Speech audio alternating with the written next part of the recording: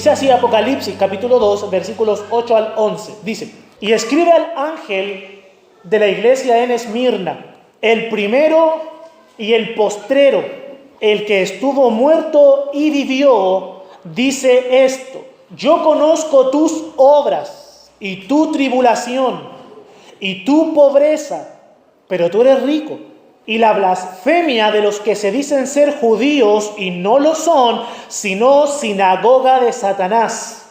No temas en nada lo que vas a padecer. He aquí, el diablo echará a algunos de vosotros en la cárcel para que seáis probados, y tendréis tribulación por 10 días. Sé fiel hasta la muerte, y yo te daré la corona de la vida. El que tiene oído, oiga lo que el Espíritu dice a las iglesias. El que venciere no sufrirá daño de la segunda muerte. Amén. Esmirna es una ciudad situada al norte de Éfeso, en Asia Menor, lo que el día de hoy permanece como Turquía. La ciudad de Esmirna todavía está en pie. Es conocida por el nombre de Izmir. Si usted busca la ciudad de Izmir en internet, en Google o en Wikipedia, se va a encontrar con hermosos paisajes, una hermosa arquitectura, una tremenda economía. Siempre ha sido desde sus comienzos una ciudad muy próspera, una ciudad muy rica. Y a la iglesia de Esmirna es que el Señor Jesucristo le dirige estas palabras. La iglesia de Esmirna tenía una fe muy sólida. Ponga mucha atención a este concepto y no quiero que lo olviden toda la predicación. Esmirna tenía una fe sólida, y cuando una fe es sólida, entonces puede soportar pruebas que son duras. Mantengamos eso en mente, ¿bien? Y manteniendo eso en mente con el texto que acabamos de leer, entonces más o menos ya entendemos cómo va a ser la intensidad de este mensaje. El Señor Jesucristo se presenta a la iglesia en Esmirna presentando dos características principalmente. Primero, el Señor Jesucristo dice: el primero y el postrero. El Señor Jesucristo se presenta a la iglesia en Esmirna como aquel que es el eterno. Y esta descripción del Señor Jesucristo está en total concordancia con lo que fue revelado en el capítulo 1, versículo 8, que dice: yo soy el alfa y la omega. Alfa y omega, la primera y la última letra del alfabeto griego, aludiendo tanto a su eternidad como a que Él es el primero, el origen de todas las cosas y el propósito de todas las cosas. Todo está abarcado en el Señor Jesucristo. Y también se revela así el Señor Jesucristo en el versículo 18 del capítulo 1, que dice, versículo 17, no temas, yo soy el primero y el último. Y nuevamente en el capítulo 2, versículo 8, el Señor Jesucristo se presenta como el primero y el postrero. El Señor Jesucristo se presenta a Esmirna como el Dios eterno, aquel que permanece y aquel que prevalece en medio de toda situación, de toda circunstancia que pueda ocurrir en la historia. El Señor Jesucristo siempre es el mismo y nunca disminuye, Él nunca cambia, en Él no hay sombra de variación. Así es como el Señor Jesucristo se presenta a la iglesia en Esmirna, como el eterno sobre toda situación. Pero además, el Señor Jesucristo se presenta de la siguiente manera: el que estuvo muerto y vivió. Esto es, el Señor Jesucristo se presenta como el Salvador, porque precisamente a través de su muerte y su resurrección es que el Señor Jesucristo llevó a cabo, ¿qué cosa? Nuestra salvación. Si el Señor Jesucristo no hubiese muerto, no hubiese resucitado. No hubiera habido sacrificio, no hay sangre derramada, no hay perdón de pecados, no hay expiación, no hay resurrección, no hay salvación, no hay cielo, y todos nosotros estaríamos condenados, como dice Pablo. Entonces, el Señor se presenta como el eterno, pero además como el que murió y resucitó. Esto es el Salvador, pero no solamente el Salvador, sino como aquel que fue capaz de vencer la más grande prueba que un ser vivo puede experimentar. A veces nosotros pasamos por diferentes situaciones difíciles y a veces, como se dice vulgarmente, nos echamos a morir. Hasta que llega alguien que nos da ánimo y nos dice: tranquilízate, no te eches a morir, todavía no estás Todavía no están muertos. ¿Por qué? Porque se asume que la muerte física es la mayor prueba o la situación más compleja que un ser humano podría llegar a pasar. ¿Por qué? Porque después de la muerte física, al menos para la gente natural de este mundo, que no tiene conocimiento de Dios, no se sabe lo que hay más allá. Entonces, esa es la prueba más dura, la prueba más difícil, por la cual nadie quiere pasar. Todos quieren esquivar. Pero el Señor Jesucristo se presenta como el que estuvo muerto, pero vivió. O sea, el Señor Jesús es el eterno y el que permanece sobre toda situación, sobre toda dificultad, pero además Él es el que estuvo muerto, pero venció la muerte. Note esto, el que permanece para siempre y el que vence toda situación, toda prueba. Así es como el Señor Jesucristo se presenta a la iglesia en Esmirna. ¿Por qué el Señor Jesucristo se presenta de esta manera a la iglesia? Bueno, precisamente porque en este relato el Señor Jesús hace mención a tres aspectos principalmente de esta iglesia. Primero, el Señor alude a la prueba presente de la iglesia, lo que la iglesia estaba pasando en ese momento particular. Segundo, a la prueba futura de la iglesia, es decir, lo que venía más adelante para la iglesia en Esmirna. Y tercero, el Señor Jesucristo da un consejo a la iglesia, un consejo compuesto de tres elementos. Bien, vamos a ver cuál era la prueba presente en aquel entonces de la iglesia en Esmirna. Dice, versículo 9, yo conozco tus obras y tu tribulación y tu pobreza, pero tú eres rico.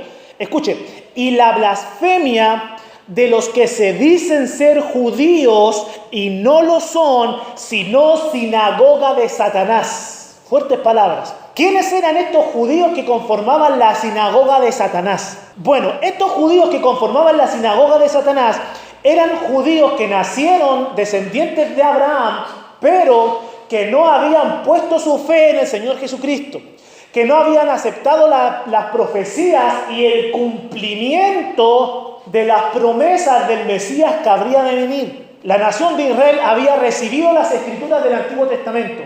Creían, hasta el día de hoy, creen de todo corazón en lo que fue profetizado. Pero no todos recibieron al Mesías cuando vino al mundo. Por eso, San Pablo escribe las siguientes palabras rápidamente en Romanos capítulo 2. Escribe lo siguiente haciendo referencia a estas personas que no habían recibido la revelación del Mesías y la revelación completa de Dios. Romanos 2:28 dice, pues no es judío el que lo es exteriormente, ni es la circuncisión la que se hace exteriormente en la carne, 29, sino que es judío el que lo es en lo interior y la circuncisión es la del corazón, en espíritu, no en letra. Es decir, si un judío nacido de la simiente de Abraham no ha recibido al Mesías, no cree en la revelación completa de Dios, no pertenece al remanente de Jehová, no pertenece a ese grupo, a esa asamblea de judíos que han de ser salvos. Por eso aquí Apocalipsis dice que estos judíos son sinagoga de Satanás. ¿Por qué? Porque estos judíos que permanecían anclados al antiguo pacto, o a su entendimiento del antiguo pacto, se habían levantado en contra de la iglesia de Esmirna y estaban difamándola, estaban sembrando murmuración en contra de ellos. ¿Cómo nos ponemos nosotros a veces cuando una persona del mundo comienza a hablar cosas feas acerca de nosotros, cosas que no son ciertas? ¿Cómo nos ponemos? ¿Cómo nos entristecemos? A veces nos dan ganas de ir detrás de las personas para explicarle que es mentira lo que se está diciendo de nosotros. Bueno, ahora imagínense toda una asociación religiosa en difamación contra la iglesia de Esmirna. Bien, estos falsos judíos estaban en persecución en contra de ellos. Levantaban calumnias, pero no solamente levantaban calumnias en contra de los cristianos, hacían algo más. Ponga atención a lo que hacía el rabino Saúl, pues conocido como el apóstol Pablo. Cuando él pertenecía al judaísmo, cuando él permanecía a esta agrupación religiosa, libro de Hechos, capítulo 26, versículo 11. Este es el testimonio que el mismo apóstol Pablo da acerca de cómo era su conducta en el judaísmo.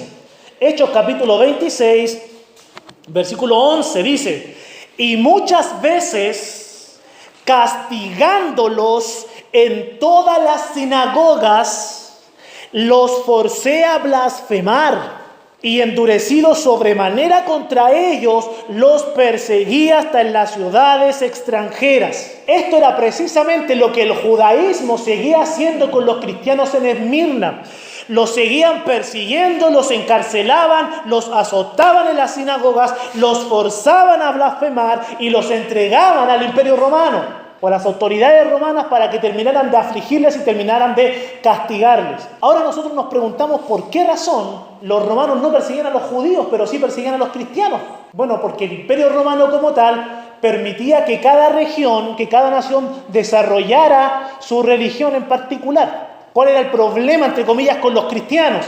Es que ellos no solamente se estaban sometiendo, no se sometían al judaísmo, ellos se sometían a Cristo y creían que el Señor Jesucristo era el Mesías, no solamente para la nación de Israel, sino para judíos y gentiles. Y decían, el Señor Jesucristo es el Cristo. César no es Dios encarnado. Él no es el Señor sobre todas las cosas. El Señor Jesucristo es Dios encarnado y Él es el Señor sobre todas las cosas. El judaísmo y el Imperio Romano se le iba encima a los cristianos. Y estos falsos judíos estaban contribuyendo a eso, a la persecución de los creyentes en Esmirna. Por eso el Señor Jesucristo denomina a este judaísmo sin Cristo como sinagoga de Satanás. ¿Por qué? Porque ellos creían que estaban sirviendo a Jehová con lo que estaban haciendo, persiguiendo a la iglesia, pero realmente estaban haciendo la obra del maligno, oponiéndose a la novia del Cordero, maltratando el cuerpo de Cristo en la tierra. La iglesia de Esmirna era una iglesia que estaba pasando por difamación.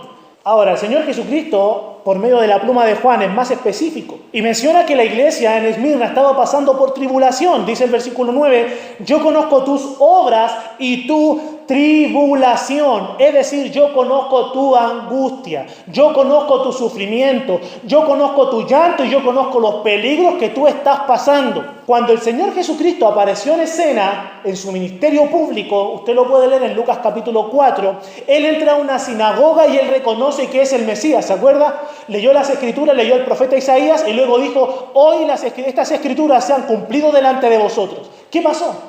Los judíos lo tomaron y lo querían tirar por un barranco. Lo querían despeñar solamente por anunciar que la profecía se había cumplido. Los judíos llevaban cientos y cientos de años esperando escuchar esas palabras de alguien. Las Escrituras se cumplieron. Y cuando las escucharon quisieron matar al Señor Jesucristo. Al Señor Jesucristo quisieron apedrearlo cuando Él reconoció que era uno con el Padre. Y de hecho, cuando el Señor Jesucristo reconoció que Él vendría en su segunda venida, lo crucificaron. A los apóstoles los encarcelaron, los azotaron, los intimaron y los amenazaron a que no predicaran más en el nombre de Cristo. Y de hecho, todos los apóstoles, a excepción de San Juan, murieron mártires por predicar el nombre del Señor. Al apóstol Pablo lo encarcelaron porque por causa de Cristo le levantaron calumnia de que él estaba profanando el templo y las costumbres judías. Lo encarcelaron, lo azotaron, lo apedrearon, incluso lo sacaron de la ciudad pensando que estaba muerto después de apedrearlo. Pasó por azotes, pasó por juicios.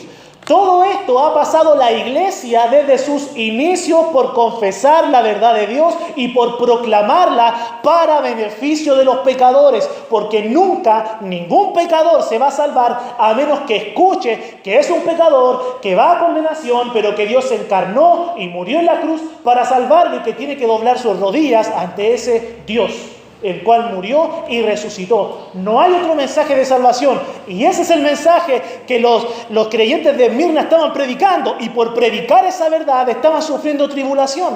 Por eso el Señor dice, yo conozco tus obras y tu tribulación. Porque lo que tú estás haciendo, que es andar en santidad, predicar la palabra, vivir piadosamente, esto te está trayendo sufrimiento. Yo en lo particular tengo una convicción como creyente. Y es que cuando un cristiano vive en santidad, vive en integridad, vive de acuerdo a la palabra de Dios, en algún grado o en otro va a pasar tribulación. El día de hoy estamos ante una sociedad, entre comillas, tolerable. Ya está permitido hablar de todos los temas y hay que respetar todo lo que se dice. Por tanto, el cristiano goza de una posición en la sociedad para poder compartir su mensaje. Bien. Y de alguna u otra manera es escuchado. Por tanto, cuando un cristiano, cuando un creyente no está sufriendo tribulación en un grado mayor o en un grado menor, en lo particular yo creo que hay algo que ajustar en la vida de ese creyente que no está sufriendo tribulación por causa de Cristo.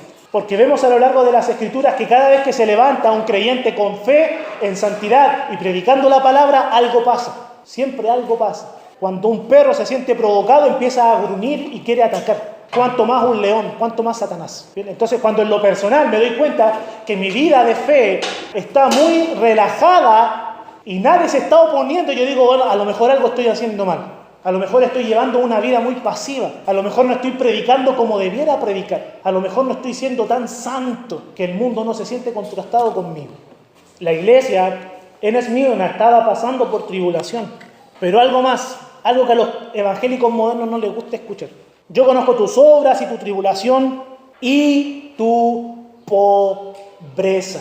La iglesia en Esmirna estaba pasando por una situación o una condición de pobreza. ¿Por qué razón esta iglesia es mencionada como una iglesia pobre? Bueno, primeramente por la composición de la iglesia. Se dice, o dicen los historiadores, que la iglesia en Esmirna estaba compuesta principalmente por esclavos o por esclavos que habían huido y que estaban fugitivos de sus amos y que en ese trayecto conocían a Cristo y se unían a la iglesia del Señor. Estaba compuesta por personas que llevaban una vida de calle, una vida en condición de calle. Pero no solamente la iglesia era pobre por eso, sino que había personas de poder en la sociedad que estaban respondiendo a la fe y que estaban experimentando el nuevo nacimiento y estaban siendo añadidos a este grupo de cristianos. Pero ¿qué ocurría? Cuando estos creyentes con posesiones confesaban el nombre de Cristo, sus propiedades les eran confiscadas. Venía el imperio y les arrebataba sus bienes y los apartaba de la sociedad, los apartaba del comercio. ¿Por qué razón? Porque estaba en oposición al imperio romano al confesar que el gobernador no era el César, o sea, no era Dios encarnado, no era el Quirios. Entonces, puesto que estaba en contra del imperio, era aislado de la sociedad. Y obviamente caía en una condición de pobreza. Entonces la iglesia en Esmirna estaba pasando por situaciones bastante difíciles. Sin embargo, el Señor Jesucristo dice: conozco tu pobreza, pero tú eres rico. ¿Por qué razón?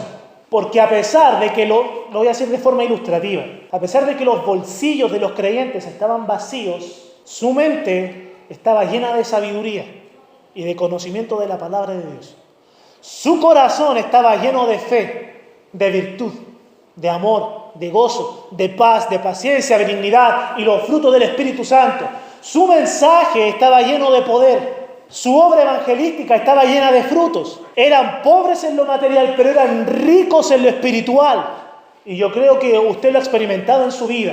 Cuando usted está llevando una vida de santidad, está predicando el Evangelio y empieza a ver la mano del Señor obrar, aunque las cosas se pongan difíciles, usted sigue adelante. ¿Por qué razón? Porque ve cómo usted está prosperando en lo espiritual y cómo, a pesar de que, como dice el himno, aunque en esta vida no tenga riquezas, sé que allá en la gloria me espera una mansión y estamos acumulando tesoros espirituales a medida que avanzamos en la obra. Bien, la iglesia de Esmirna era pobre en lo material, pasaba hambre, pasaba frío, pero el Señor estaba con ellos y seguían avanzando en la obra que el Señor encomendó allá en la gran comisión. De tanto que, por tanto, en la iglesia de Esmirna se cumplían las palabras del apóstol San Pablo, el cual dijo que él estaba como pobre, pero enriqueciendo a muchos. Yo creo que definitivamente vale la pena despojarse de los bienes materiales por cambiar la eternidad de los pecadores.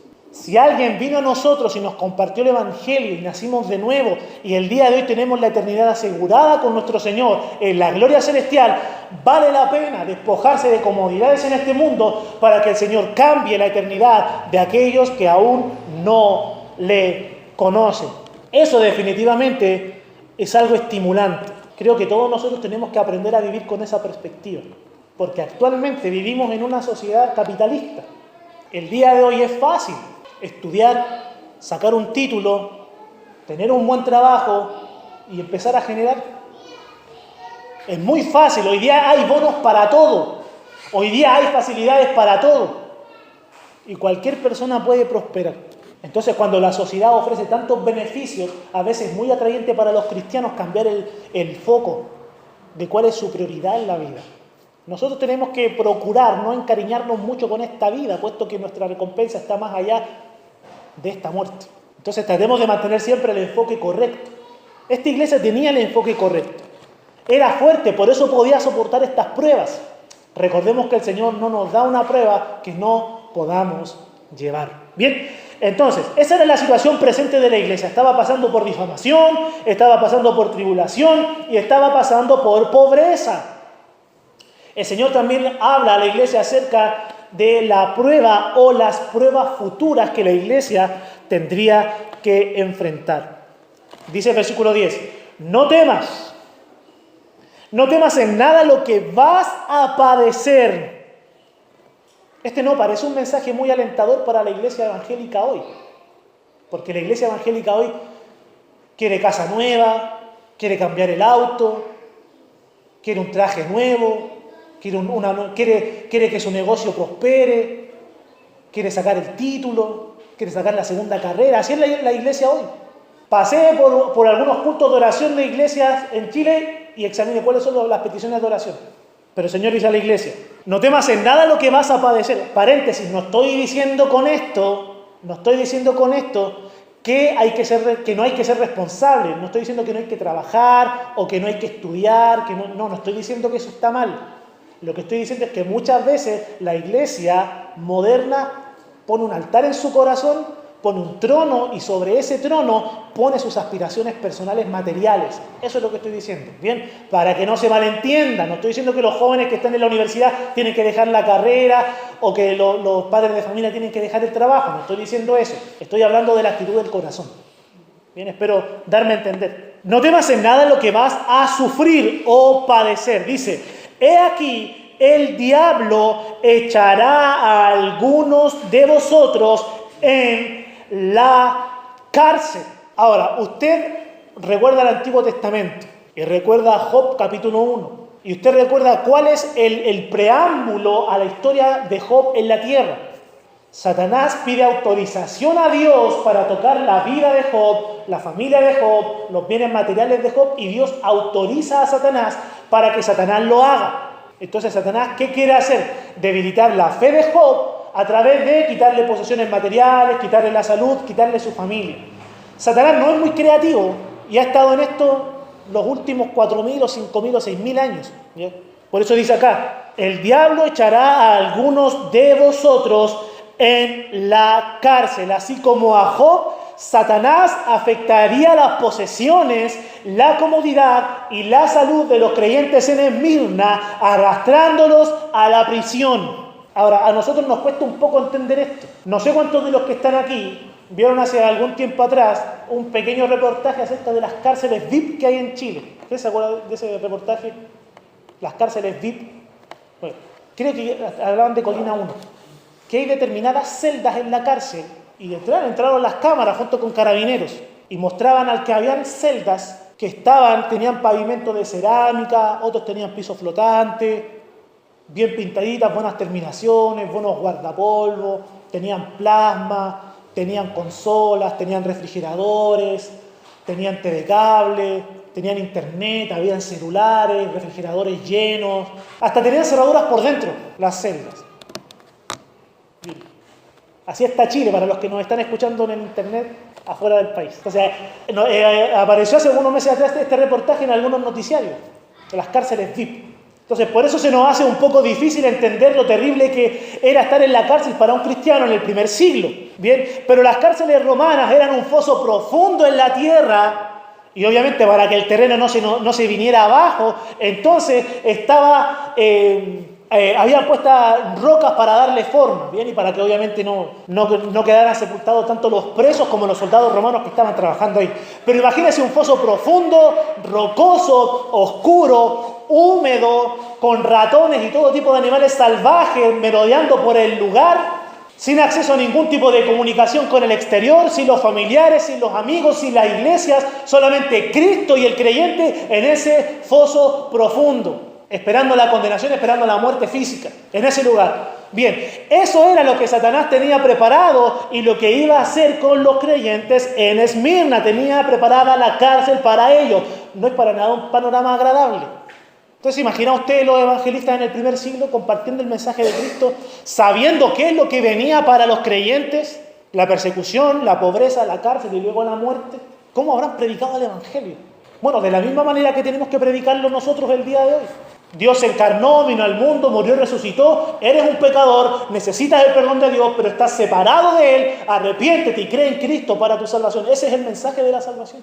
Eso de ven a Cristo y Él te va a cumplir todos tus sueños. Ven a Cristo y Él te va a dar todo lo que quieres. Ven a Cristo y serás feliz. Ven a Cristo y vas a tener gozo, alegría, realización. Ese no es el mensaje del Evangelio. El mensaje es arrepentimiento y perdón de pecados. Y el resto lo hace el Señor. La cárcel estaba preparada por Satanás para la iglesia. Por eso el escritor de la carta a los Hebreos dice que tenemos que acordarnos de los presos como si estuviéramos presos juntamente con ellos. Necesitan de la oración de los creyentes. Eso venía como prueba futura. Pero hay algo más. Continúa el versículo 10. Dice, y tendréis tribulación por 10 días, sé fiel hasta la muerte. El Señor Jesucristo no habría dicho esto a la iglesia si Él no supiera que muchos de ellos no solamente iban a caer en la cárcel, sino que además iban a experimentar la muerte física por causa de su nombre. Si eso no hubiese estado dentro de la prueba futura, el Señor Jesucristo definitivamente no lo hubiese dicho. Ahora, la muerte física por causa de la persecución cristiana puede ser vista desde una de dos perspectivas. Usted va a elegir cuál es la perspectiva con la cual más usted se identifica. Primero, está la perspectiva humana, la perspectiva carnal, la perspectiva natural del mundo. Y es esta: la muerte es el más grande daño que el enemigo podría hacer a los creyentes. No, el precio a pagar es muy alto. Yo no estoy dispuesto a dar mi muerte por ese Mesías que están predicando, así que rechazo el mensaje. Esa es la perspectiva natural, porque definitivamente la muerte física, la vida es en última instancia lo único a lo que pueden aferrarse los que no tienen a Cristo, la vida presente, porque le pueden quitar todo, pero la vida es lo único a lo cual se pueden aferrar hasta que les llega la hora. Entonces esa es la perspectiva natural, la perspectiva carnal, humana. Pero ¿cuál es la perspectiva espiritual de la muerte por causa de la persecución? La muerte es solamente una experiencia momentánea que conduce a la residencia que es eterna. Esa es la perspectiva espiritual y esta es la perspectiva que yo espero que usted tenga, porque es la perspectiva que tenían los creyentes en Esmirna. Cuando los creyentes morían en la hoguera, en grupos, y prendían el fogón, los cristianos que estaban ahí morían antes por la intoxicación del humo que respiraban que por las llamas quemando su cuerpo. ¿Sabía eso? Entonces, esos creyentes ya habían visto morir a otros. Ellos sabían que ese periodo de tortura iba a ser muy breve. Ellos sabían que cuando los cristianos eran arrojados al Coliseo romano y aparecían los leones, ellos sabían cómo son los leones, y los leones tampoco han cambiado mucho en los últimos 2000 años. Ellos sabían que un león lo primero que hace con su presa es morderle el cuello y matar a su presa para luego comerla. ¿Cuánto va a durar esa agonía? ¿1 minuto? ¿Menos de 1 minuto? En que el cristiano iba a perder su vida. Y luego le esperaba la gloria celestial, la gloria eterna. ¿Se da cuenta la fe que hay que tener para, primero, hablar de estas cosas y segundo, para vivir esta experiencia? La perspectiva espiritual acerca de la muerte por causa de la persecución es esta: la muerte solamente es una experiencia momentánea que conduce a la residencia que es eterna. Ahora entendemos por qué el Señor Jesucristo, por el gozo puesto delante de Él, sufrió la cruz, menospreciando el oprobio, y se sentó a la diestra del trono de Dios. Porque el Señor Jesucristo padeció en esa oportunidad. Esa mañana, ese mediodía y esa tarde, como hasta las 3 de la tarde, el Señor Jesucristo padeció todo lo que tenía que padecer. Y ese padecimiento fue suficiente para salvarnos a todos nosotros. Luego de eso, desciende a las partes más profundas, toma cautiva la cautividad y es recibido con gloria y elogios en el cielo, diciendo: ahí viene el ganador, ahí viene el triunfador, con el botín que arrebató al enemigo, y he aquí reina por siempre y para siempre. Que se abran las puertas del cielo, porque va a entrar el vencedor, y llega el Señor Jesucristo con los que ha rescatado, vencedor y victorioso, a la gloria celestial. Ahí viene el Rey de Gloria, como dice el Salmo, el triunfador.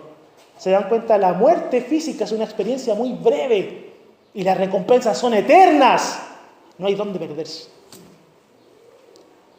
La muerte física era parte de la prueba futura que habría de venir sobre la iglesia en Esmirna. Ahora, además, considere esto, que la muerte física es la más grande prueba de que lo que estamos profesando es verdad.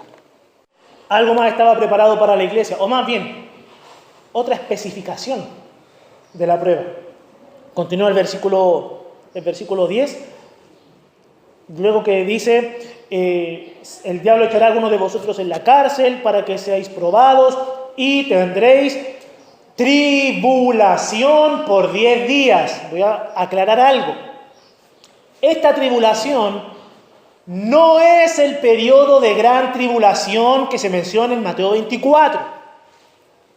Bien, aquellos que no creen en el tiempo de la gran tribulación y que no creen en el arrebatamiento de la iglesia, dicen, no es que la iglesia siempre ha estado en tribulación. Claro, la iglesia ha pasado por tribulación y usted también ha pasado por tribulación como creyente. Ha pasado por aflicción, por dolores, en cierto grado hemos pasado persecución, algunos más que otros. Entonces los creyentes sí pasamos por tribulación, pero los creyentes no han de pasar por la gran tribulación, que es un evento específico del cual vamos a hablar en otra oportunidad. Bien, entonces, esta tribulación no es la gran tribulación de la que se habla en Mateo 24, eso que quede claro, porque aquí se habla de tribulación por 10 días. Algunos comentaristas bíblicos aseguran que cuando aquí se mencionan 10 días, esto se refiere a un periodo cerrado de tiempo, un tiempo breve. Bien. Sin embargo, estuve investigando y yo en lo particular estoy más de acuerdo con la postura del doctor J. Vernon McGee del programa A Través de la Biblia. Y él menciona que cuando el Señor Jesucristo da este anuncio de la prueba futura a la iglesia de la tribulación por 10 días, se refiere a 10 periodos de tribulación que la iglesia habría de enfrentar, o más bien 10 periodos de persecución que la iglesia en Esmirna habría de pasar bajo el Imperio Romano. La evidencia es la siguiente. Esta iglesia se dice que abarca el periodo desde el término del primer siglo hasta el año 313 después de Cristo aproximadamente. Bien, la perspectiva profética del libro de Apocalipsis. Y los 10 periodos de tribulación que habría de pasar la iglesia son los siguientes. Primero, la persecución bajo Nerón, bien, donde fue ejecutado el apóstol San Pablo. Luego, la persecución bajo Domiciano, donde el apóstol Juan fue expulsado a la isla de Patmos. Luego la persecución bajo Trajano, Marco Aurelio, Severo, Maximiano, Decio, Valeriano, Aureliano y Diocleciano. Entonces ahí usted puede corroborar esta información en los libros y en el internet. Bajo estos 10 emperadores hubo persecución a la iglesia cristiana y fue anunciado por el Señor Jesucristo por ahí por el año 95. O sea, una perspectiva tanto del presente como de lo que sería el futuro de la iglesia, por lo menos por un par de siglos más. Entonces, este no es un mensaje muy alentador para la iglesia, que se le diga que va a pasar por persecución por los próximos 2 siglos. Sin embargo, el Señor Jesucristo estaba con la iglesia. Y la iglesia en Esmirna tenía una perspectiva de la gloria celestial muchísimo más grande que tal vez la perspectiva o el grado de importancia que le daban a la muerte en esta tierra. Creo que tenemos mucho que aprender de esa perspectiva. A veces desarrollamos mucho amor por las posesiones materiales que tenemos. Como lo mencionaba antes, sobre todo el día de hoy. Aquí los hermanos, bueno, yo también puedo decir lo mismo, pero los hermanos que ya son de una edad más avanzada pueden contrastar cómo era su vida cuando tenían 5, 6, 7 años con cómo es su vida en cuanto a las posesiones materiales el día de hoy. Entonces yo no tengo que entrar en mayores detalles. Entonces los bienes materiales, las posesiones materiales son muy fáciles de adquirir el día de hoy. Y muchas veces la iglesia genera un amor por estos bienes y no quiere despojarse de ellos. Bien, entonces vendría tribulación para la iglesia.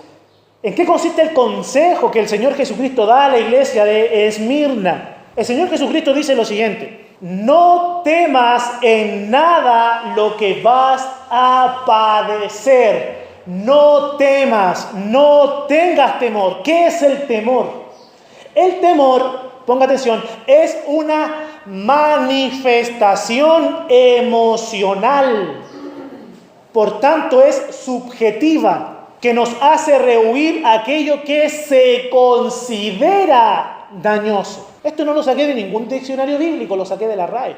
Repito, el temor es una manifestación emocional, o sea, subjetiva, que hace rehuir aquello que se considera dañoso. Se lo voy a explicar para que lo entendamos mejor y empecemos a perderle el temor a las pruebas. El temor es una reacción emocional. Eso quiere decir que depende de nosotros. Hay algunas circunstancias que nos producen mucho temor, pero a otras personas la misma prueba les da menos temor y a otros no les produce nada de temor. Entonces es algo subjetivo, depende cómo lo vea la persona. Y es de una situación que se considera dañoso, no de algo que necesariamente va a producir un daño, sino algo que se considera dañoso. ¿Se acuerda usted cuando era niño y su mamá o su papá le decía que tenía que ir al dentista? ¿Y usted cómo se sentía?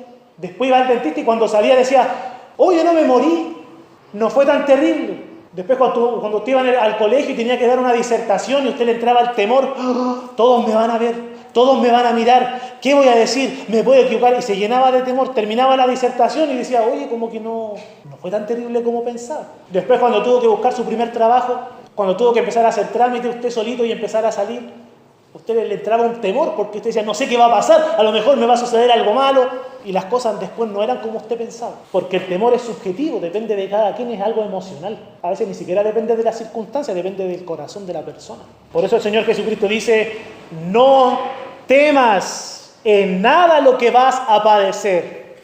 El consejo del Señor Jesucristo es a desechar el temor, pues el cristiano, el creyente, no puede ver el futuro con claridad. El cristiano no sabe lo que va a pasar mañana. Pero el Señor Jesucristo sabe perfectamente lo que va a pasar, sabe perfectamente lo que va a suceder. Por eso el Señor Jesucristo puede aconsejar, no temas. Tú no sabes lo que viene en el futuro, yo ya estuve ahí.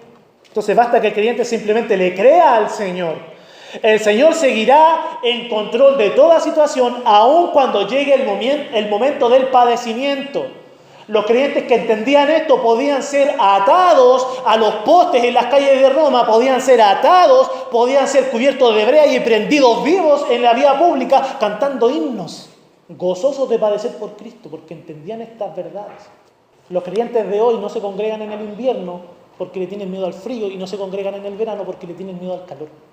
Los creyentes de hoy no se congregan porque les duele el pelo. No temas, es el primer aspecto del consejo que el Señor Jesucristo da a la iglesia. El Señor Jesucristo dice, el diablo echará a algunos de vosotros en la cárcel para que seáis probados. Parte del consejo del Señor Jesucristo a la iglesia en Esmirna es todo lo que van a pasar: muerte, tribulación, hambre, pobreza, cárcel, enfrentarse con Satanás, la enemistad del imperio, dolores. Todo es una prueba.